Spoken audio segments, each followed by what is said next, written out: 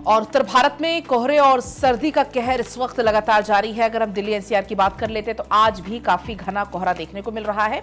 अक्षरधाम चाणक्यपुरी के पास बहुत घना कोहरा है, विजिबिलिटी 100 मीटर से भी कम है और ऐसे में लोगों से सावधानी बरतने की अपील सबसे पहले की जाती है, क्योंकि अभी आपने देखा कि हाल ही में कितनी ज्यादा घटनाएं भी हुई हैं इस कोहरे के कारण, क्योंकि नजर नहीं आता है, विजिबिलिटी बहुत कम हो जाती है और उसके बाद कई सारे हादसे भी हो जाते हैं।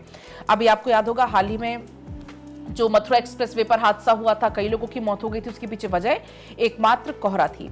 और एक बार फिर से आज क्योंकि कोहरे की घनी चादर इस वक्त दिल्ली एनसीआर में देखने को मिल रही है, विजिबिलिटी 100 मीटर से भी कम है और इसलिए अगर आप भी घर से बाहर निकल रहे हैं, क्योंकि लोग काम पर भी जाते हैं या कहीं बाहर भी जाना होता है, तो ड्राइव आप बहुत ध्यान से करें। और क्योंकि इस वक्त अगर हम बात करें दिल्ली एनसीआर की तो ट्रिपल अटैक देखने को मिल रहा है, प्रदूषण भी है, ठंड भी है, कोहरा भी है, तो ऐसे में बहुत ज़्यादा समस्या का सामना करना पड़ रहा है। हालांकि ऑफिस की अगर हम बात करें तो वर्क फ्रॉम होम की सलाह दी जा रही है, 50% उपस्थिति के साथ ही ऑफिस चलाए जा रहे हैं ज़्यादातर। और फिलहाल ये तस्वीरें भी आप देख पाएंगे, कई ऐसे इलाके हैं जहां पर विजिबिलिटी इस वक्त बहुत ज़्यादा कम है।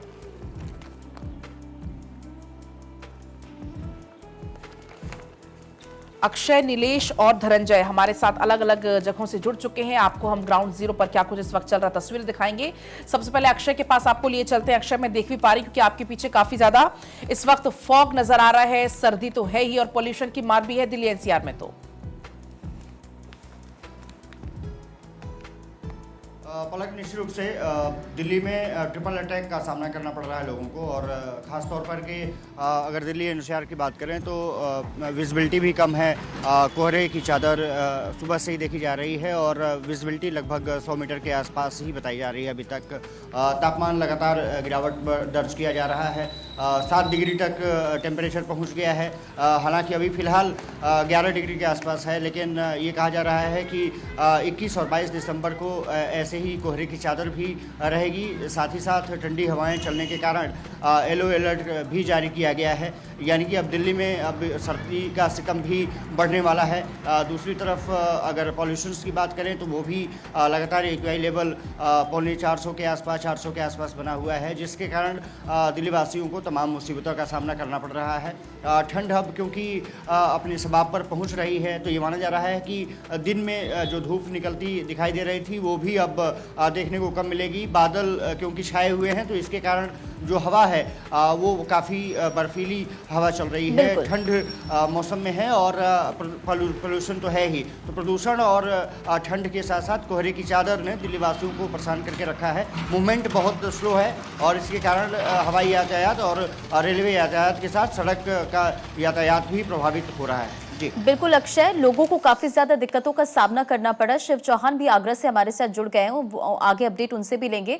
और धनंजय, जरा आप बताइए कि झारखंड का क्या हाल है, क्योंकि शीतलहर को लेकर अलर्ट जारी किया गया और इसी के साथ साथ कांके का जो टेम्परेचर है वो काफी ज्यादा कम रहा। रांची की अगर बात की जाए, कांके का वो एरिया है जहाँ पे 5 डिग्री सेल्सियस टेम्परेचर हो गया था, कुछ दिन पहले 3 डिग्री सेल्सियस हो गया था। आपसे मैं जब बात कर रहा हूँ तो ठंड का एहसास आप समझ पा रहे हो कितनी ठंड है रांची में।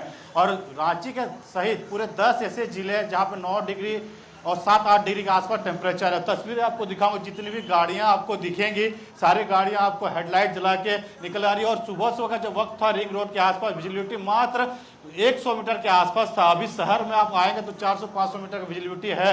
लेकिन सबसे बड़ी बात है जो मौसम विभाग ने अलर्ट जारी किया कि अभी लगातार 3 से 4 दिनों तो ठंड का एहसास ऐसे ही होगा। तो लोगों को जो एक प्रिकॉशन के तौर पर लोगों को एडवाइजरी जारी किया गया कि लोग अगर घर से बाहर निकले तो गर्म कपड़े का इस्तेमाल करें। और सबसे जरूरी बात है कि गर्म पानी और गर्म खाना ही इस्तेमाल करें, नहीं तो शरीर आपका बीमार पड़ सकता है। साथ ही साथ सरकार की तरफ से अगर बात की जाए, अलाव की व्यवस्था की गई है, रन बसेरा की व्यवस्था की गई है और लोगों को ठंड को लेकर काफी परेशानियां और स्कूल के बच्चों को काफी परेशानियां और ये ट्रेन काफी लेट आ रही है। कल लगभग आधा दर्जन से ज्यादा फ्लाइट जो है रांची एयरपोर्ट पे डिले थी और 3 फ्लाइट को रद्द किया गया, तो लोगों को आने जाने में काफी समस्या हो रही है। और लोग सुबह सुबह जो दफ्तर जाते हैं, स्कूल जाते हैं, उन लोगों को काफी परेशानी हो रही है। लगातार जो टेम्परेचर है डाउन हो रहा है, जो उत्तर पूर्व और दक्षिणी जो पहाड़ी इलाकों से हवा जो रांची में प्रवेश हो रहा है वो काफी ठंड है और ठंड का एहसास दिला रहा है। तो जहां तक आपको नजरें जाएंगे, देखिए आपको गाड़ी के हेडलाइट जल रहे हैं और फॉग ही फॉग नजर आ, कोहरा नजर आ रहा होगा। यानी ये पूरी रांची की बात करते हैं। अगर दूसरे जिलों की अगर बात की जाए तो गढ़वा, लातेहार, लोहरदगा, जामताड़ा, पलामू तमाम ऐसे जिले जहां पे 8-9 डिग्री का टेम्परेचर बना और लगातार अभी ऐसे ही ठंड का एहसास होगा। जैसे जैसे दिन बढ़ता है, धूप तो निकलती लेकिन वो धूप में वो गर्माहट नहीं होता। लोग गर्म कपड़े लगातार पूरे दिन पहन के रहते हैं, अलाव की व्यवस्था में रहते हैं। घर में जब रहते हैं तो बच्चों को भी गर्म कपड़े का इस्तेमाल करने के लिए डॉक्टर ने एक एडवाइजरी जारी किया है। मुख्यमंत्री हेमंत सोरेन ने कहा है लोगों को सतर्क रहे, क्योंकि जो ठंड है काफ़ी ठंड है और घर में गर्म जो हीटर हो या फिर तमाम जो अलाव की व्यवस्था हो प्रिकॉशन के तौर पे यूज़ करें। क्योंकि पिछले दिनों झारखंड की अगर बात की जाए, 2 ऐसे लोग हैं जो पलामू में अलाव के घर में जलाया था और दोनों लोगों की मौत होगी। हजारीबाग में ठंड से 2 लोगों की मौत हो गई। तो लगातार इस तरह की घटनाएं अब ठंड में देखने को मिलेंगे और सरकार के द्वारा जैसे जैसे ठंड बढ़ रही है उसी तरह से सरकार अपने तरीके से इंतजामात भी कर रहे हैं और मुख्यमंत्री इसमें एक्शन भी ले रहे हैं। अब बहरहाल देखने वाली बात होगी जो लोग हैं वो किस तरह से करते हैं। क्योंकि कल मैं जब एक हॉस्पिटल में गया था तो हॉस्पिटल में लगातार मरीज सर्दी खांसी के पेशेंट बढ़ गए हैं और ये 1 महीने से लगातार इस तरह से बढ़े हुए हैं और हॉस्पिटल में काफी भीड़ देखी जा रही है। तो जैसे सर्द बढ़ रही है वैसे लोगों को दिक्कतें का सामना करना, जाहिर सी बात है, जैसे सर्दी बढ़ रही है, कोहरा हो रहा है, लोगों को दिक्कतों का सामना करना पड़ रहा है। नीलेश, आपके पास हम आएंगे, लेकिन इसी बीच क्योंकि बड़ी जानकारी भी मिल रही है कि किस तरीके से कोहरे के कारण विजिबिलिटी बेहद कम हो गई है, लोगों को भारी दिक्कतों का सामना करना पड़ रहा है। यूपी में कोहरे के कारण विजिबिलिटी बेहद कम हुई है। मौसम विभाग के अनुसार 48 घंटों में और बढ़ेगी ठिठुरन, यानी कि लोगों की मुश्किलें और बढ़ने वाली है। और देखिए अभी जैसे जैसे आप देखिए दिसंबर का महीना खत्म हो रहा है, जनवरी का महीना शुरू होगा, तो जाहिर सी बात है और कड़ाके की सर्दी पड़ेगी। लेकिन जो कोहरा होता है उसकी वजह से लोगों की मुश्किलें बढ़ जाती है, विजिबिलिटी कम हो जाती है। नीलेश हमारे सहयोगी यूपी की राजधानी लखनऊ से हमारे साथ जुड़े हैं। नीलेश, जरा बताएं कि वहां पर फिलहाल कैसे हालात है। हालांकि मौसम विभाग की तरफ से कहा गया कि अगले जो 48 घंटे हैं इसमें लोगों की मुश्किलें और बढ़ने वाली हैं। देखिए, बिल्कुल अगर हम उत्तर प्रदेश की बात करें तो उत्तर प्रदेश की राजधानी समेत उत्तर प्रदेश के तमाम शहर हैं जो कोहरे की चपेट में हैं। और आज की अगर हम बात करें तो सुबह से ही उत्तर प्रदेश के तमाम शहरों में भीषण कोहरा पड़ रहा है और कोहरे के कारण जो विजिबिलिटी है वो 100 मीटर से ज़्यादा कम हो गई है। राजधानी लखनऊ की अगर हम आपको तस्वीरें दिखाएं तो सुबह का 8 बज रहा है और 8 बजे आप देख सकते हैं कि जैसे आपको स्क्रीन पर दिखेगा कि सुबह 5 बजे जैसा माहौल सुबह दिखाई देता है कि अंधेरा नजर आता है, ठीक वैसी ही तस्वीरें अभी यहाँ पर आपको नजर आएंगी। उसके अलावा अगर हम उत्तर प्रदेश सरकार की बात करें तो भीषण ठंड से राहगीरों को बचाने के लिए खुले आसमान के नीचे जो रहते हैं, जीवन यापन करते हैं, उनके लिए व्यापक इंतजाम किए गए हैं। प्रत्येक चौराहों पर रैन बसेरे और अलाव की व्यवस्था की गई है। उसके अलावा अस्पतालों की अगर हम बात करें तो अस्पतालों में भी सरकार की तरफ से निर्देश है कि 24 घंटे जो है एक डॉक्टर तैनात रहे। अगर इमरजेंसी सिचुएशन में एकाएक मरीज बढ़ते हैं, सर्दी जुकाम बुखार खांसी के, तो तत्काल उनको राहत देने का काम किया जाए। उसके अलावा अगर हम बात करें तो जिस तरीके से यमुना एक्सप्रेसवे पर कुछ दिन पहले हादसा हुआ, उस हादसे को देखते हुए उत्तर प्रदेश सरकार और यूपीडा ने निर्णय लेते हुए ये कहा है कि जो एक्सप्रेसवे है, चाहे वो आगरा एक्सप्रेसवे हो, पूर्वांचल एक्सप्रेसवे हो, जहां पर वाहनों की रफ्तार जो है वो तय होती है 120 किलोमीटर प्रति घंटा, तो ऐसे में उस रफ्तार को भी कम करने का काम किया गया है कि जब तक ये कोहरा पड़ रहा है, ठंड बढ़ रही है, तो ऐसे में वाहन जो है कम गति से चलाए जाएं। 120 किलोमीटर प्रति घंटे की रफ्तार की जगह 80 किलोमीटर प्रति घंटे की रफ्तार से चलाए जाएं।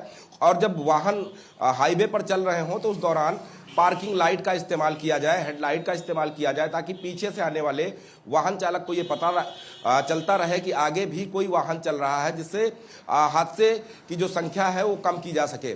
उसके अलावा अगर आज की हम बात करें तो अभी राजधानी में मानो ऐसा लग रहा हो कि पूरी चारों तरफ कोहरा है। उसके अलावा कोहरे में बारिश जैसी बूंदें पड़ रही हैं जो कहीं ना कहीं गलन और ठंड को और बढ़ाएंगी। और उसके अलावा अगर हम बात करें तो डॉक्टरों की तरफ से एडवाइजरी जारी की गई है कि अगर जरूरी ना हो तो घर के बाहर ना निकले, क्योंकि ये ठंड जो है बुजुर्ग और बच्चों के लिए बेहद खतरनाक है। फिलहाल उत्तर प्रदेश की अगर हम बात करें तो आने वाले दिनों 24 घंटों के लिए, 48 घंटों के लिए मौसम विभाग की तरफ से एडवाइजरी जारी की गई है कि भीषण कोहरे के साथ साथ गलन और ठंड जो है और बढ़ेगी, जिससे लोगों की समस्या बढ़ सकती है। इसलिए अगर आप घर से निकल रहे हैं तो गर्म कपड़े पहनकर निकले, कैप लगाकर निकलें, और उसके अलावा गर्म पानी की बोतल लेकर निकले, ताकि अगर आपको गले में खराश लगती है तो उस पानी का इस्तेमाल कर सके। और ठंड से बचने के लिए अगर आपके पास गर्म कपड़े हैं तो जाहिर सी बात है कि आप बीमार कम होंगे। फिलहाल लखनऊ की अगर हम बात करें या उत्तर प्रदेश के उन जिलों की बात करें जो पहाड़ी इलाकों से नज़दीक है, जैसे पीलीभीत है, शाहजहांपुर है, या फिर हम अगर पूर्वांचल की जिलों की बात करते हैं, श्रावस्ती, बलरामपुर है, तो इन जिलों में और भी ज़्यादा ठंड बढ़ रही है। बिल्कुल नीलेश, जैसा आपने बताया कि कई जिले ऐसे हैं उत्तर प्रदेश के जहां पर ठंड का प्रकोप देखा जा रहा है। आगरा चलते हैं जहां से शिव भी हमारे साथ में जुड़े हुए हैं। शिव, जिस तरीके का यमुना एक्सप्रेसवे पर हादसा हुआ था, उसके बाद सरकार की ओर से कई नियम भी लागू किए गए, सावधानी बरतने के लिए लोगों से बार बार अपील की जा रही है। अगर आगरा की बात करें, वहां पर ठंड को लेकर क्या स्थिति है?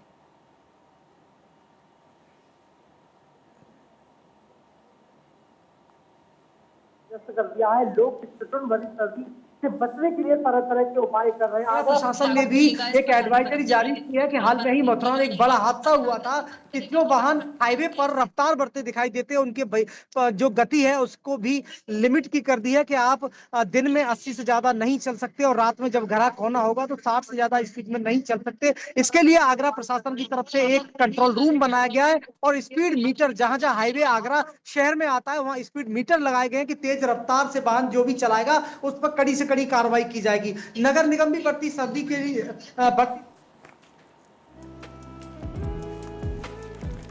तो देखिए अलग अलग शहरों में क्या हाल है, कैसी स्थिति है, वो हम आपको अपडेट बता रहे हैं, दिखा रहे हैं। और आप देखिए दिल्ली एनसीआर का जिक्र करें, उत्तर प्रदेश का जिक्र करें, झारखंड का जिक्र करें, ये तमाम वो राज्य हैं जहां ठंड की वजह से लोगों की मुश्किलें काफ़ी ज़्यादा बढ़ गई है।